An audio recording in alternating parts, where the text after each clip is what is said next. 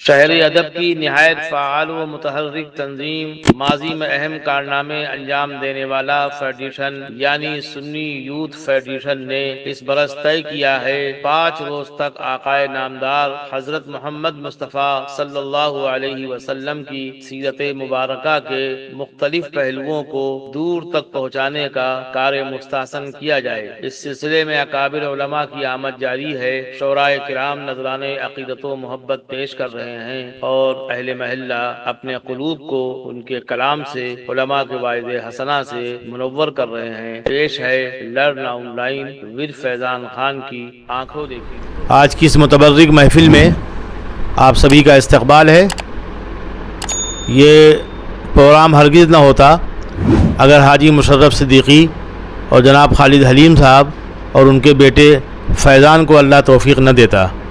سنی youth federation ایک بہت پرانی تنظیم ہے جس کا کام ہی یہ تھا کہ جو کام علماء نہیں کر پائے اس زمانے میں، یہ نہیں کہ ان کے پاس علم نہیں تھا، بلکہ اس لیے نہیں کر سکے کہ حکومت کی آنکھوں میں آنکھ ڈال کے دیکھے کون۔ وکیل کا کام وکیل کرے، ڈاکٹر کا کام ڈاکٹر کرے تو وہ کام بحسن خوبی ہوتا ہے، لیکن کبھی کبھی یہ ہوتا ہے کہ ہم سارے کام انجام دینا چاہتے ہیں، یعنی کوئی تعلیمی سنستھا ہے، جدید علوم کی کوئی درسگاہ ہے، تو اس کی نظامت یا اس کی صدارت کے لیے ان علماء کو نہیں رکھنا چاہیے جو مدارس کے محتمم ہیں، اس لیے کہ وہ آئیں گے تو وہاں کا اہتمام بتائیں گے، وہ وہاں کے ضابطۂ اخلاق سے واقف نہیں ہیں۔ اسی طرح سے یہ سب ہمارے شہر میں ہو رہا ہے، یعنی شیعہ کالج میں جہاں علماء کا عمل دخل ہے، ویسی سنی کالج کے بھی صدر مولانا عبدالعلیم فاروقی تھے،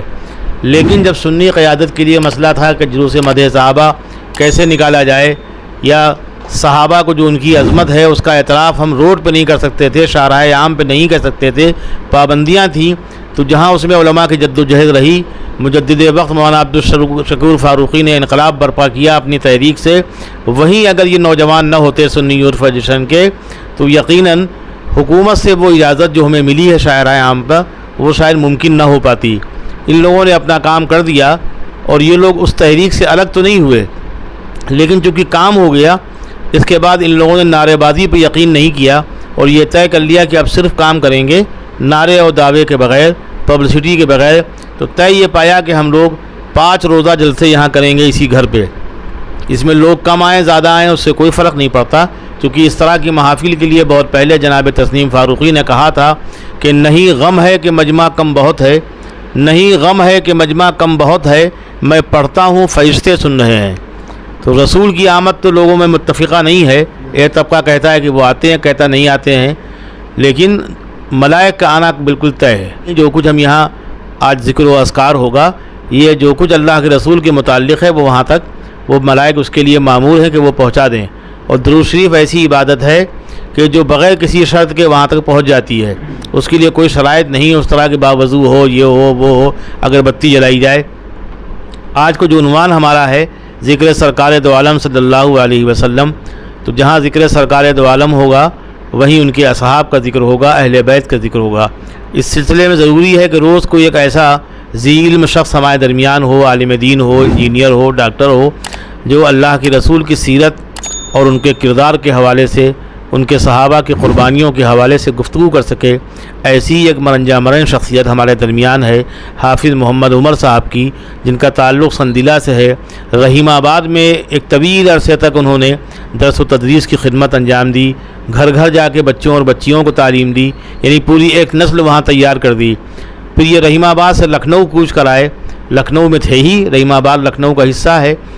اور لکھنؤ چھوڑتا نہیں ہے۔ لکھنؤ میں بہت پہلے بھی تھے ابتدائی دنوں میں، بعد میں پھر آئے، اب امید ہے کہ یہیں رہیں گے، اور یہاں بھی ان کا وہ شغل جو شغل محبوب تھا، یعنی پڑھنا پڑھانا، وہ جاری ہے۔ سب سے بہتر عمل بھی پڑھنا پڑھانا کہا گیا ہے۔ تو حافظ محمد عمر صاحب کو میں قدر کی نگاہ سے دیکھتا ہوں کہ وہ طلباء اور طالبات کو پڑھاتے ہیں، سجاتے ہیں، سنوارتے ہیں، اور وہ کچھ سکھاتے ہیں جو ہمارے اصلی درسگاہوں میں نہیں سکھایا جا رہا ہے۔ میں انہی حافظ محمد عمر صاحب سے درخواست کرتا ہوں کہ وہ جو آج کا موضوع ہے اس پہ گفتگو فرمائیں۔ الحمدللہ وکفا وسلام علی عبادہ الذین اصطفیٰ، اما بعد، فاعوذ باللہ من الشیطان الرجیم، بسم اللہ الرحمن الرحیم۔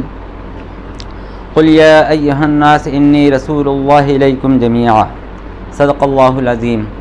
رب اشرح لی صدری ویسر لی امری واحلل عقدۃ من لسانی یفقہوا قولی۔ ایک مرتبہ آپ حضرات درود شریف پڑھ لیجیے۔ اللہم صلی علی سیدنا مولانا محمد بارک وسلم، اللہم صلی علی محمد وعلی آل محمد کما صلیت علی ابراہیم وعلی آل ابراہیم انک حمید مجید، اللہم بارک علی محمد وعلی آل محمد کما بارکت علی ابراہیم وعلی آل ابراہیم انک حمید مجید۔ حضرات گرامی، رضوان بھائی کا حکم تھا جس کی تعمیل کی جا رہی ہے، تقریری صلاحیت بفضلہ تعالیٰ میرے اندر تھی جس سے میں نے دینی بہت سا کام لیا ہے، لیکن ادھر کچھ وجوہات کی بنیاد پر تقریباً 5-6 سالوں سے میرا بالکل تعلق نہیں رہا ہے۔ یہ 5 سال کے بعد آپ کے سامنے کھڑے ہونے کا اتفاق ہو رہا ہے، تو ظاہر بات ہے نہ وہ اندر فورس ہے اور لفظوں کو بھی ہم کو تلاش کرنا پڑے گا۔ میری مرضی و منشا نہیں تھی، لیکن حکم کی تعمیل بہرحال آپ کے سامنے کر رہے ہیں۔ اللہ تعالیٰ سے آپ دعا کیجئے پروردگار عالم ذہن کے اندر بات ڈال دے جو حق اور سچ ہو، اور اس پر اللہ تعالیٰ ہمیں اور آپ کو عمل کرانے کی بھی توفیق عطا فرمائے۔ حضرات گرامی، میں نے بہت مختصر سی آیت آپ کے سامنے پڑھی ہے۔ یہ محفل چونکہ اللہ کے نبی صلی اللہ علیہ وسلم کی ذات گرامی سے وابستہ ہے، تو ضروری ہے کہ اللہ کے نبی صلی اللہ علیہ وسلم اس دھرتی پر جو پیغام اور مشن، جو پیام لے کر کے آئے، اس کے اغراض و مقاصد کیا تھے اور آپ نے دنیا کو کیا چیز پیش کی ہے، اس پر گفتگو کی جائے۔ اس پر گفتگو کرنے سے قبل پہلے آپ کو یہ معلوم ہونا چاہیے اللہ کے نبی صلی اللہ علیہ وسلم جس زمین پر تشریف لائے اس وقت دنیا کے کیا حالات تھے۔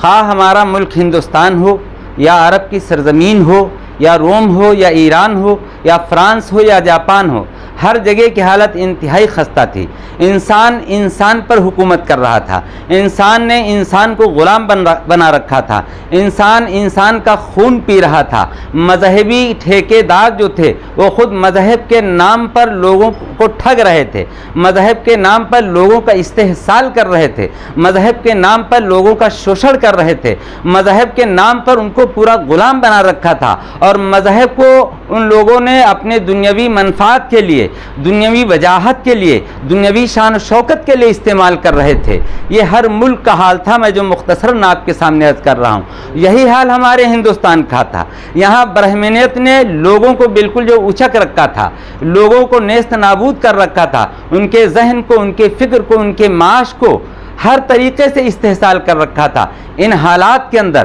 جب دنیا کا بہت برا حال تھا، اللہ رب العزت کو نوع انسانی پر رحم آیا، پیار آیا، تو اللہ رب العزت نے جناب محمد رسول اللہ صلی اللہ علیہ وسلم کو اس دنیا کے اندر مبعوث فرمایا۔ آپ جب تشریف لائے تو جو صورتحال تھی دنیا کی، جس سے آپ سب لوگ واقف ہیں، خود عرب کی سرزمین کا جو حال تھا، یہ اس سے زیادہ برا منظر کیا ہو سکتا ہے کہ اپنی لاڈلی اور پیاری بیٹیوں کو لوگ زندہ درگور کر دیا کرتے تھے، آپس کے اندر صدیوں لڑا کرتے تھے، جیسا کہ بکر اور تغلب کی باہم لڑائی، صدی جس میں آدھی انہوں نے گنوائی، معمولی معاملات کے چکر میں آدھی صدی گزار دیتے تھے، وحشی اور درندے بھی ان سے شرم کھاتے۔ یہ صورتحال تھی۔ ان لوگوں کے اوپر اللہ کے نبی صلی اللہ علیہ وسلم نے، ان کے درمیان اللہ کے محبوب صلی اللہ علیہ وسلم نے اسلام کا پیغام پیش کیا۔ میں یہ چاہتا ہوں جو اللہ تعالیٰ نے ایک بات ذہن میں ڈال دی اس پہ غور کیا جائے، آخر کیا وجہ تھی، وہ کون سا سبب تھا؟ کتنے وحشی اور درندے جو انسانیت سے عاری تھے، جو انسانیت کے نام سے بھی ناآشنا تھے، جو آپس میں صدیوں تک لڑتے تھے، ان کے اندر ایک عظیم الشان انقلاب کیسے برپا ہو گیا؟ آخر وہ کون سا پیغام، وہ کون سی چیز تھی اللہ کے نبی صلی اللہ علیہ وسلم نے جو ان کے درمیان رکھی، جس کی وجہ سے ان کے اندر ایک نمایاں انقلاب پیدا ہو گیا؟ دنیا کے اندر وہ ممتاز بن گئے، دنیا کے وہ تاجدار بن گئے، دنیا کے وہ مسیحا بن گئے، دنیا کے وہ پاسباں بن گئے۔ تو مکی زندگی پر اگر آپ غور کیجئے، جو ان کے اندر نمایاں انقلاب پیدا ہوا، اس کا خاص سبب اللہ کے نبی صلی اللہ علیہ وسلم نے 13 سال تک قرآن کے ذریعے سے ان کے درمیان جو دعوت کا پیغام پیش کیا اور 3 پوائنٹ پر کام کیا ہے۔ آج ہمارے وہاں تقریریں بہت تھوڑا تنقیدی مزاج ہے میرا، اس کو ایوائڈ کیجیے گا۔ آج ہمارے وہاں 2 طرح کے لوگ تقریریں کرنے والے ہیں۔ ایک تو پیشہ ور خطبہ ہیں جن کی وجہ سے عوام کی، قوم کی، ملت کی کوئی تربیت نہیں ہو رہی ہے، صرف وہ فائدہ اٹھا رہے ہیں۔ ایک وہ طبقہ ہے جو خدا ترس ہے، اللہ سے ڈرنے والے ہیں، تقوی اور طہارت والے ہیں، پاکیزے نفس والے ہیں، ان کی وہاں تک پہنچ نہیں ہو پا رہی۔ پیشہ ور لوگ زیادہ تر قوم کو اچکے ہوئے لوگ ہیں، اور وہ صرف عوام کے ذہن کو اپنے مفاد کے پیش نظر استعمال کرتے ہیں، ورنہ آپ غور کیجئے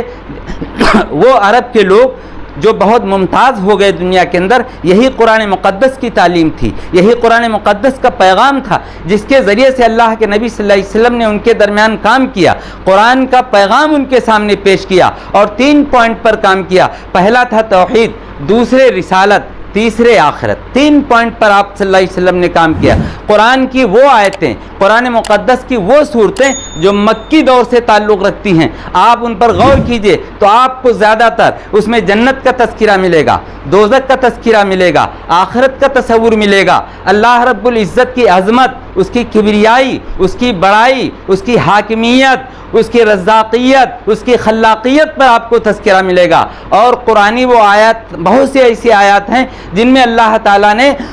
حضور پاک صلی اللہ علیہ وسلم کے توسط سے لوگوں کے درمیان مطلب سائنٹیفک انداز سے عقلی دلائل ان کے سامنے پیش کیے گئے ہیں تاکہ ان کے اندر خدا کے وجود کا تصور کما حقہ پیدا ہو۔ مثال کے طور پر اللہ رب العزت نے ارشاد فرمایا انتم تخلقونہ ام نحن الخالقون، یہ بتاؤ یہ دنیا کے اندر جو چیزیں ہو رہی ہیں، پیدا ہو رہی، ان کو تم پیدا کرتے ہو یا ہم پیدا کرتے ہیں؟ انتم تزرعونہ ام نحن الزارعون، بتاؤ یہ سبزہ تم اگاتے ہو یا ہم اگاتے ہیں؟ ذہنوں کو اپیل کیا گیا ہے، ذہنوں کو متاثر کیا گیا ہے، عقلوں کو دعوت دی گئی ہے، ان کے عقل کو ابھارا گیا ہے، ان کے احساسات اور جذبات کو ابھارا گیا ہے اللہ رب العزت کی وحدانیت کے لیے۔ مثال کے طور پر سورج جو آپ کے سامنے نظر آ رہی، آپ اسی کو پڑھیے، اس سے پتہ چلتا ہے یہ جواب ہے، یہ سورج جواب ہے۔ قرآن کی بہت سی صورتیں، بہت سی ایسی آیتیں ہیں، ان پر اگر آپ غور کریں، ہم ساری دنیا بھر کی کتابیں پڑھتے ہیں، بہت کچھ پڑھتے ہیں،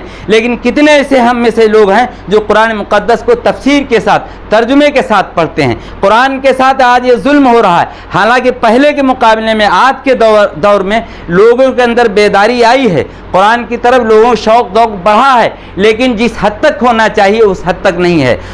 کچھ مخصوص کتابیں ہیں جو بچپن سے لے کر کے جوانی تک، جوانی سے لے کے بڑھاپے تک وہی ہمارے درمیان پڑھی جاتی ہیں، وہی سنائی جاتی ہیں، اور قرآن کے بارے میں لوگوں کو جو عام طور سے رجحان بنا ہوا ہے کہ ہماری سمجھ میں آنے والی نہیں، بالکل تصور غلط ہے۔ آپ سنیے اللہ کے نبی سے قیامت کا جب میدان ہوگا تو اللہ کے نبی صلی اللہ علیہ وسلم اس بات کی شکایت کریں گے، ارشاد ربانی ہے وقال الرسول یا رب ان قوم اتخذوا هذا القرآن مہجورا۔ قیامت کے دن اللہ کے نبی صلی اللہ علیہ وسلم شکایت کریں گے، اے رب کائنات اس قوم نے اس قرآن کو چھوڑ رکھا تھا۔ آج قرآن کو جس انداز سے پڑھنا اور سمجھنا چاہیے، اگر قرآن کو کما حقہ سمجھا اور پڑھا جائے تو ہمارے اندر انقلاب پیدا ہو جائے۔ یہ وہ قرآن مقدس ہی کی تعلیم تھی، یہ قرآن ہی تھا جس نے عربوں کے اندر انقلاب پیدا کر دیا۔ قرآن شریف کے اندر جا بجا آیا ہوا ہے، یہ بتاؤ آسمان کس نے پیدا کیا؟ لوگوں ذہنوں کو مخاطب کیا گیا، یہ بتاؤ پہاڑ کس نے پیدا کیے ہیں؟ آسمان سے بارش کون کرتا ہے؟ زمین سے سبزہ کون اگاتا ہے؟ یہ بتاؤ تم کو کس نے پیدا کیا؟ یہ تمہارے انگلیاں کس نے بنائی ہیں؟ تمہارا خوبصورت چہرہ کس نے بنایا ہے؟ اس طرح مخاطب کیا گیا۔ میں مختصراً آپ کو یہ چیزیں بتا رہا ہوں، انہی چیزوں نے ان کے اندر انقلاب پیدا کیا۔ دوسرے نمبر پر رسالت نبی صلی اللہ علیہ وسلم پر ایمان لانا شرط قرار دیا گیا، تو اللہ کے نبی صلی اللہ علیہ وسلم کی 40 سالہ زندگی ان کے درمیان رہی، بہت ہی صاف ستھری، پاک صاف شفاف زندگی پہلے اللہ رب العزت نے آپ کے لوگوں کے درمیان رکھی، جن کو دنیا نے قبل از نبوت ہی آپ صلی اللہ علیہ وسلم کو جو ہے صادق کہا، امین کہا، یعنی ایک نمونے والی زندگی، ایک سیمپل والی زندگی اللہ تعالیٰ نے پہلے رکھی، تاکہ جب آپ جو پیغام پیش کرنے والے تھے تاکہ وہ سچے اور امانت دار کی حیثیت سے لوگوں کے درمیان رہیں، ان کی بات پر لوگوں یقین کیا جا سکے۔ تو یہ قرآن کے ذریعے سے 13 سال مکی زندگی کے اندر اللہ کے نبی صلی اللہ علیہ وسلم نے تبلیغ کی، جس کی وجہ سے ایک ممتاز قوم پیدا ہو گئی۔ پھر 132 سال کے اندر آپ کو بتائیں، جو لوگ تاریخ کا مطالعہ کرتے ہیں، 132 سال کے اندر پھر وہ لوگ اسلام کے جو پاسبان بنے، اسلام کے جو علم بردار بنے، قرآن کے جو علم بردار بنے، قرآن کا جو پیغام لے کر دنیا کے اندر پھرے، وہ عرب کی سرزمین سے نکل کر کے یورپ کے اندر بھی پہنچ گئے، اور آپ کے ہاں گجرات کے اندر تک، آپ کے ہاں سندھ کے اندر تک 132 سال کے اندر مسلمان اسلام کا پیغام لے کر کے آ گئے۔ آج اتنی بڑی تعداد کچھ نہیں کر پا رہی۔ ہم لوگ نمازیں پڑھتے ہیں، روزہ رکھتے ہیں، حج کرتے ہیں، زکوٰۃ دیتے ہیں، صدقہ کرتے ہیں، یہ سب اچھی چیزیں ہیں، ہر حال میں کرنا ہے، لیکن تصور جو آخرت کا اللہ کے نبی صلی اللہ علیہ وسلم نے ان کے درمیان پیدا کیا تھا وہ آج ہمارا کمزور ہے۔ اگر آخرت کا تصور ہمارا مضبوط ہو جائے تو آج بھی ہمارے اندر وہی انقلاب، وہی روح بیدار ہو سکتی ہے۔ آج جو میں نے آپ کے سامنے پڑھی تھی اس پہلو سے کہ اللہ رب العزت نے اللہ کے نبی صلی اللہ علیہ وسلم جو دنیا کے اندر مبعوث فرمایا تو صرف مسلمانوں کے لیے نہیں بھیجا تھا، صرف چند ایک قوم اور ایک برادری کے لیے نہیں بھیجا تھا۔ قرآن کو اللہ تعالیٰ نے ایک ذات اور برادری کے لیے، ایک کاسٹ کے لیے نہیں بھیجا، لیکن ہم لوگوں نے سب سے بڑا ظلم یہ کیا، اس اسلام کو، اس مذہب کو، اس قرآن کو، اللہ کے نبی صلی اللہ علیہ وسلم کی ذات بابرکت کو صرف مخصوص کر لیا مسلمانوں کے لیے، اور قرآن کی ان آیتوں پر ہماری نظر نہیں پہنچتی جن میں اللہ رب العزت نے ارشاد فرمایا قل یا ایھا الناس انی رسول اللہ الیکم جمیعا، اے نبی آپ فرما دیجئے، یہ گویا کہ سوال ہے، لوگوں نے سوال کیا تو آپ نے جواب دیا، اے نبی فرما دیجئے کہ آپ کو سب کے لیے بھیجا گیا، پوری کائنات انسانی کے لیے بھیجا گیا، تو اللہ کے نبی صلی اللہ علیہ وسلم کی ذات کا تعارف، آپ کا مشن، آپ کا پیغام دنیا کی ہر قوم تک پہنچانے کی ضرورت تھی، اور ضرورت ہے اور ضرورت رہے گی۔ یہ تمام مسلمانوں پر حق ہے، یہ مسلمانوں کی ذمہ داری ہے، جن کے اندر صلاحیت ہے، جن کے اندر استعداد ہے، جو لوگ علم رکھتے ہیں، جو اسلام کا، اللہ کے نبی صلی اللہ علیہ وسلم کی ذات بارے میں شعور رکھتے ہیں، اسلام کا فہم رکھتے ہیں، بقدر استطاعت، بقدر صلاحیت، یہ ہر مسلمان کی امکانی حد تک مطلب ذمہ داری ہے، ضروری ہے کہ وہ اللہ کے نبی صلی اللہ علیہ وسلم کے اس پیغام کو جو پوری کائنات انسانی کے لیے دنیا کے اندر آیا ہے اس کو لوگوں تک عام کیا جائے، لوگوں تک پھیلایا جائے، تاکہ ہمارے نبی صلی اللہ علیہ وسلم کا جو پیغام ہے، آپ کا جو بعثت کا مقصد ہے، تاکہ وہ واضح ہو سکے اور لوگوں کو اللہ کے نبی صلی اللہ علیہ وسلم کی ذات گرامی کا فائدہ مل سکے۔ اللہ تعالیٰ سے دعا ہے رب کائنات ہمیں اور آپ کو اللہ کے نبی صلی اللہ علیہ وسلم کی سیرت پر عمل کرنے کی توفیق نصیب فرمائے۔ جسے فضول سمجھ کر بجھا دیا تم نے، وہی چراغ جلاؤ تو روشنی ہوگی، وما علینا الا البلاغ۔ عمر صاحب نے جو ہمارا موضوع تھا اس کا حق ادا کیا، بہت کم لفظوں میں، مختصر سے وقت میں وہ باتیں کی جو کام کی ہیں وہ گرہ میں باندھ کے رکھنے کے لائق ہیں۔ انہوں نے پیغام دیا کہ اللہ کے رسول کو یا اسلام کو یا قرآن کو محدود نہ کیا جائے، بلکہ اس کو وسیع دائرے میں پھیلایا جائے۔ جو مقصد ہے اسلام کا، قرآن کا اور اللہ کے رسول کے وجود کا، اس کو سمجھا جائے اور دنیا میں ان کے پیغام کو عام کر دیا جائے۔ انہی کو آئیڈیل بنا کے ہم دنیا میں سرخرو ہو سکتے ہیں، سربلند ہو سکتے ہیں، ورنہ وہ پستی اور ذلت جو آج ہمارا مقدر بن گئی ہے اس سے چھٹکارے کی کوئی اور صورت نہیں ہے۔ اس لیے ضرورت ہے کہ قرآن کو سمجھا جائے، صرف پڑھا نہ جائے بلکہ پڑھنے کے ساتھ ساتھ اس کو ترجمے سے اور تفسیر کے ساتھ پڑھا جائے، علماء کے بعد سنے جائیں، جو جس سے متاثر ہو اس کو سنے۔ ہر ایک کی کوئی نہ کوئی کارآمد بات ہوتی ہے، کسی مسلک کا مولوی ہے وہ قرآن تو قرآن ہی رکھے گا اور حدیث میں بھی کیا رد و بدل کر لے گا، بولنے کا انداز مختلف ہو سکتا ہے، تو اس لیے اس کو سنا ضرور جائے۔ دائروں میں قید ہونے کے بعد دیوبندی، وہابی، بریلوی، نسبندی اور کیا کیا سب جو ہم لوگوں میں ہے، اس کا نقصان بنیادی یہ ہے کہ ہم کہیں نہ کہیں محدود ہو جاتے ہیں کہ حافظ محمد عمر کو اس لیے نہ سنا جائے کہ یہ اہل حدیث ہیں، یہ ہم کو اس لیے نہ سنے کہ ہم قاسمی ہیں، کوئی قاسمی کسی بریلوی کو اس لیے نہ سنے کہ وہ اعلیٰ حضرت کا ماننے والا ہے۔ تو دیکھنا ہی چاہیے کہ محمدی ہے کہ نہیں ہے، تو ہم سب کو محمدی بن جانا چاہیے۔ یہی پیغام تھا حافظ محمد عمر صاحب کا، اور اسی پیغام کو عام کرنے کے لیے شعراء کرام کو یہاں دعوت دی گئی ہے۔ لرن آن لائن کی جانب سے آپ سے بس اتنی التجا ہے کہ ہمارے اس پروگرام کو لائک، شیئر اور سبسکرائب ضرور کریں، ساتھ ہی بیل آئیکن دبانا نہ بھولیں، جس سے ہماری ہر ویڈیو آپ تک اپلوڈ ہونے کے ساتھ ہی پہنچ سکے۔ شکریہ۔